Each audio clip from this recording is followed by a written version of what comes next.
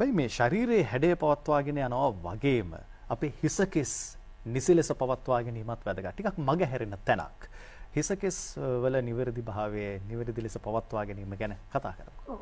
අපි හිසකෙස් සම්බන්ධව කතා කරනකොට රුව අලංකරණයේදී විශේෂ කෙනෙකුගේ ප්‍රතිරූපය බාහිරට පේන පළවෙනි අංගය හැටියට තමයි හිසකෙස් අපි හඳුන්වන්නේ පංචකල්යාණිනුත් එකක්නේ හිසකෙස් කියලා කියන්නේ.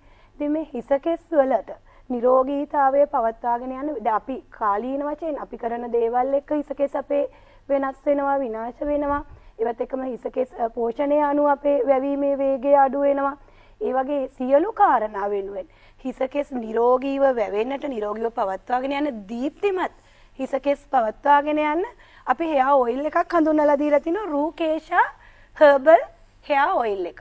රූකේෂා herbal hair oil එක මම කියන්න ඕනේ විශේෂයෙන්ම අපේ රූසිලෝන් ආයතනයේ පළමු නිෂ්පාදනය මේක අපිට පොඩ්ඩක් කතා කරන්න පරක්කු වුණා මගේ ඇරුණදෝ කියලාත් හිතෙනවා.